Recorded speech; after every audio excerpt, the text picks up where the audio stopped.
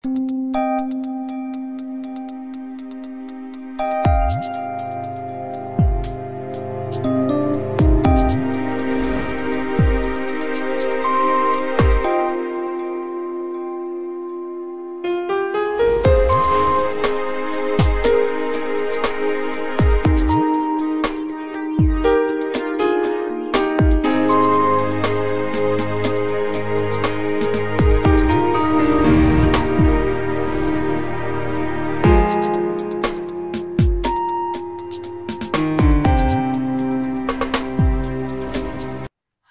afternoon, good evening, good morning, depending from where you're watching from. Is your host again, Reverend RAHAB MWANGI.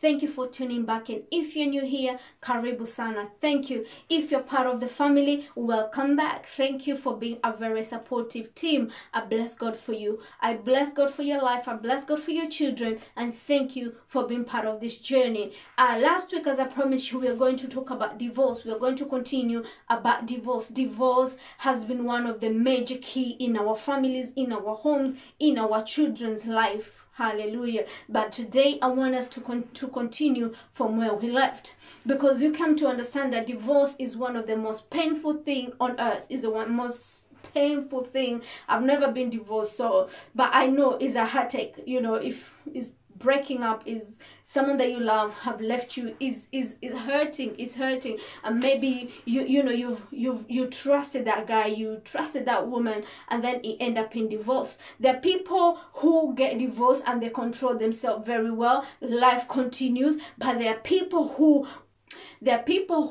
when they get divorced, now they are pushed into alcoholism. They become mentally unstable. They become physically unstable. And now they are pushed into being abnormal. They are pushed into doing things that they are not supposed to be doing. And that's what we are addressing today. You know, there are people who, after they break up, they became worse. Because why? Their mind had already settled. Their mind knew that, yeah, this is it. And there are people who can go through divorce and then they can be better. They can prove the person wrong, that I can be a better person. But those people who are pushed to those things, then they, especially if you used to be there and then something happened, it's easy for you to go back.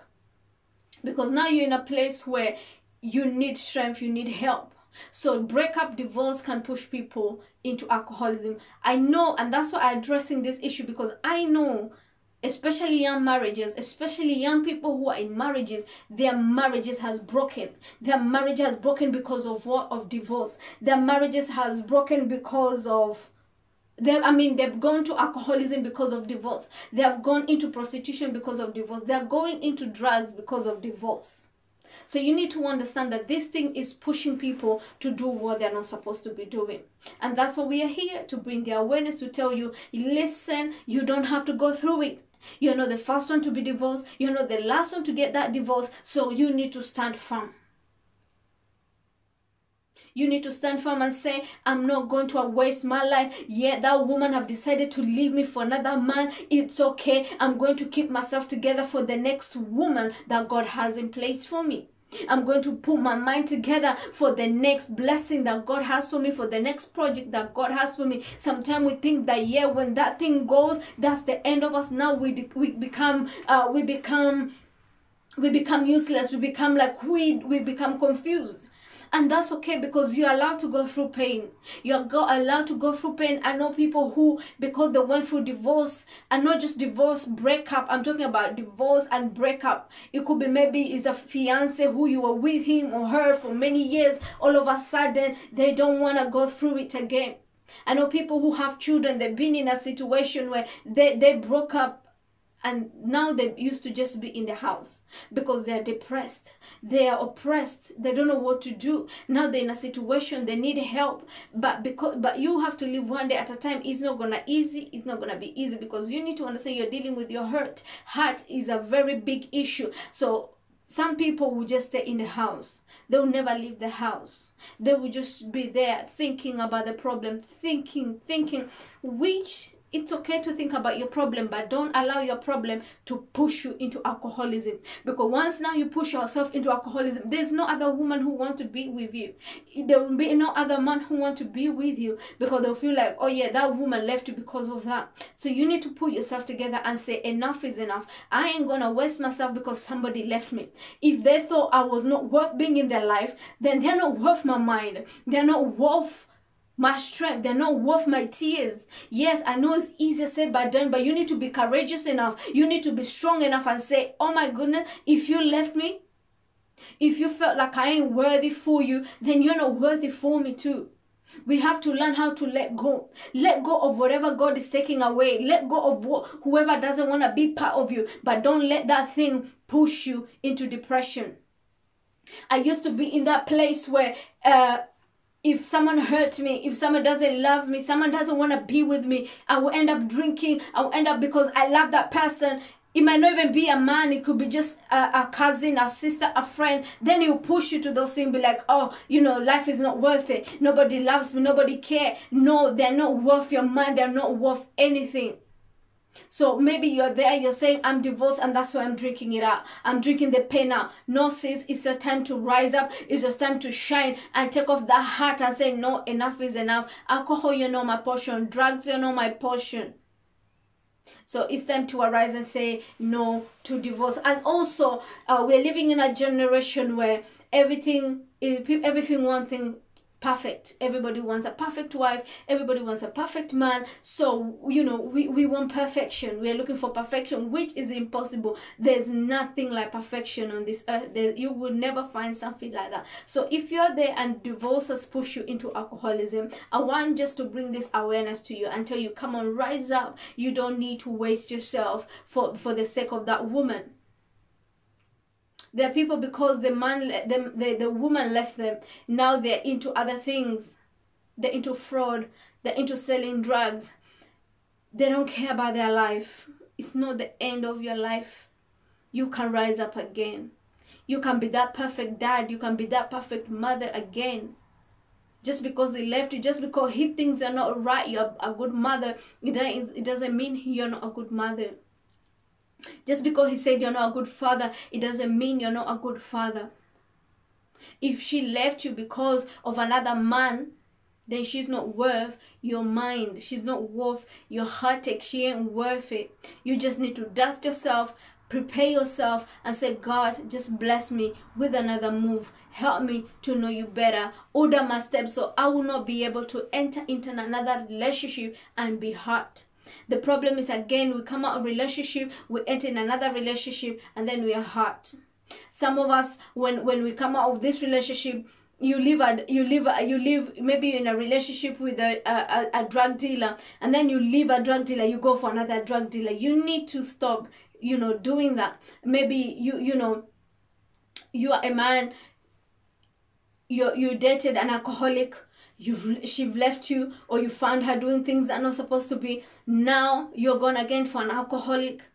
I was watching something, and this lady, she was working in a bank, and this lady was working in a bank, and this guy, he was an armed robber, and because he was an armed robber, they were neighbors, so they fell in love. But the girl didn't know where this man was working. He didn't know he was an armed robber.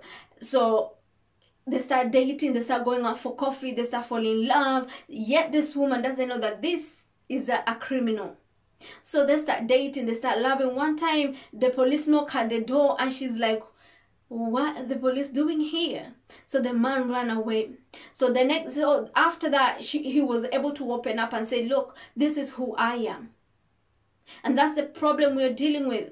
And then now, because the police were after him, she has to help him to lie to some things, hide some things.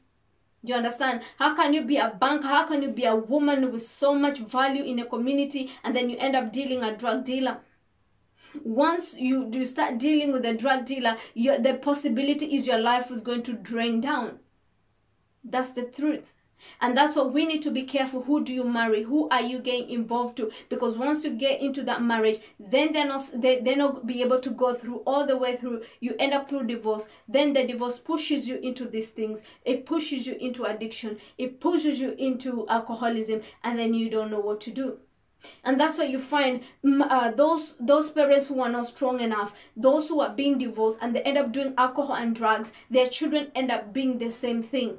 But I salute all the women who are single mothers out there, and they can still raise their children with their sober mind. But I know women who they have to raise a kid under the influence of drugs, under the influence of alcohol. So the kids are raised in a broken home. So all they know is alcohol, drugs, and gang. So they're being raised in that environment. Their daddy, their mothers would smoke in front of them. They would drink in front of them. So when the kid is on the age 18, they're allowed to, they say you can do it because you have the right to do it. But that's the thing, we need to understand that it's a cycle. If I'm raising a drug addicts in this home, if I'm raising alcoholics, then we don't have a generation, because number one, we learn that alcohol, it end up to abuse. And when you start taking alcohol, your finances goes down, everything goes down, your health goes down. So people who are going through divorce, they're going through heartache. I know people who just never even used to drink, just all of a sudden they have a divorce. Now they start small taking wine, small they start taking something deeper, small you start with small, and then by the time you realize you cannot come out of it, you cannot even go to work, you cannot operate well. Nobody wishes anybody for divorce, but don't allow that divorce take you through pain, take you through alcoholism, take you through any kind of drug addiction. You're more worth than that. Please, if you're still here, I thank God for your life. Thank you. Please like this video, share it, and subscribe. Please subscribe to my channel. Once you subscribe and press the notification bell, you'll be able to be notified all the time. Every time I upload, no matter the time, you'll be able to be notified. Thank you so much for being such a destiny helper, such a lovely people. I love you guys so much. If without you, I will not be having this channel. Without you, I will not be able to speak out and say, let's bring an end to this alcohol, drugs, and gang. But yet we do need to bring this to an end. If you're there, you're listening to me and you're going through addiction, I'm praying for you. I know there are people who are suffering in silence. There are people who are suffering in silence and they don't know what to do. They're crying out for help. They're crying out for help, but they don't have anybody to cry to. But I want to empower you and encourage you that there is a God in heaven who hears and answers our prayer. Also, because of what God is doing, I thank God so many women are putting their effort into their children marriages, their children homes, and I thank God for your life. Women, you're doing an amazing job. Thank you so much. I've had testimony after testimony of what God is doing, and I bless God for your life. Most of you are putting your effort to your children now, and I'm so grateful that you're using the tactics, you're using the ideas, because we need these things. We need a better world. We need a better place. I'm raising children, you're raising children. We need them to be in a better place. We need them to be informed. We need them to be educated by how to live their lives. So we'll be having prayers. We'll be praying as much as we will be bringing the awareness. I'll be educating you. I'll be giving you tips. I'll be bringing people to talk about it. We need to understand that prayer is the key. We need to pray. So I will be praying every day 3 a.m. every day 3 a.m. starting this week anyway. Starting this week. Every day I'll be doing prayer with you. If you're on Facebook, follow us on alcohol, drugs, and gang awareness. So we'll be going live there. Go and like our page. Go and follow us. We'll be going live there every day 3 a.m. praying for your children. It's just 30 minutes prayer, but I know it shall work for you. It shall work for your children. If you know somebody, share with them. Tell them, listen, there's prayer. We're going to pray for our children. Not just our children. Maybe your husband is an alcoholic. Maybe your family member is alcoholic. They're drug addicts. it doesn't matter. It's not just for your children, but it's for everybody. You know, let us meet at that line so we can be able to pray together. Share widely. Tell them there's a prayer for 3 a.m. There's a prayer for families. It's 3 a.m.